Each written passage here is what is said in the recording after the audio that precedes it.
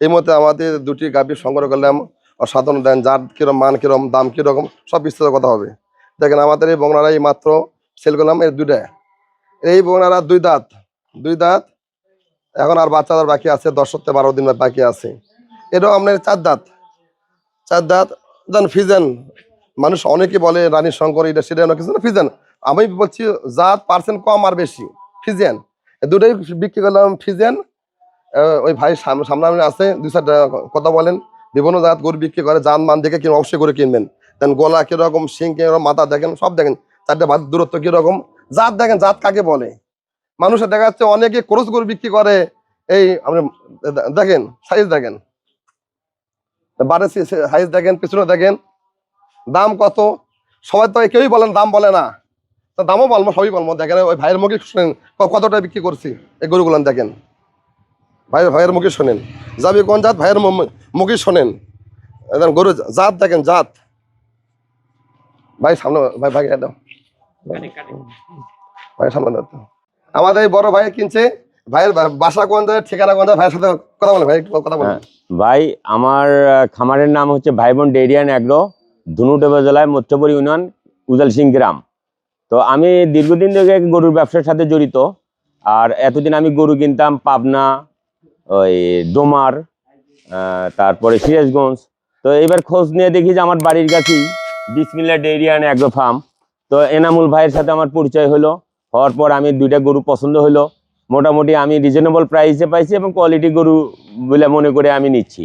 তো আমি আপনাদেরকে আহ্বান জানাবো যে পাবনা ডোমার নীলফামারী না যায়, আপনি বাড়ির কাছে বগুড়ার লোক, বগুড়াতে ভালো জাতের গরু পাওয়া যায়, সেই গরুগুলো আপনারা ক্রয় করেন।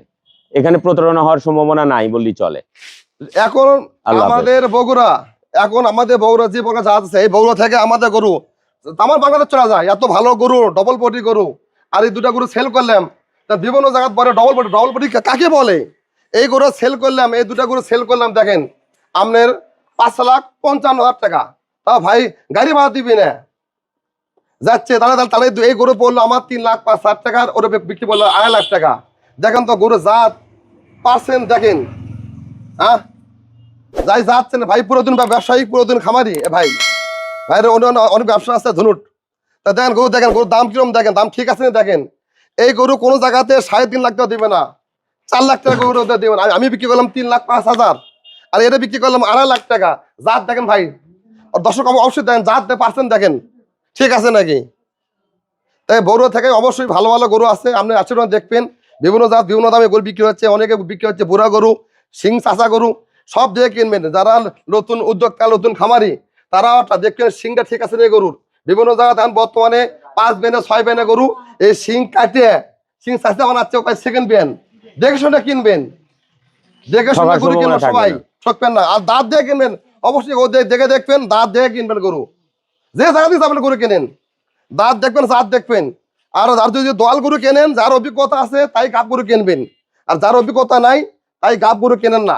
তাই দোয়াল গরু কিনবেন, উনি খামারে যাবেন, সন্ধ্যায় দোয়াবেন, সকালে দোয়াবেন, সকাল বেকার নিজে হাতে দোয়ায় পার গরু কিনবেন। আর যার অভিজ্ঞ আছে তাই গাব গরু কেনেন, গাব গরু কেনেন না।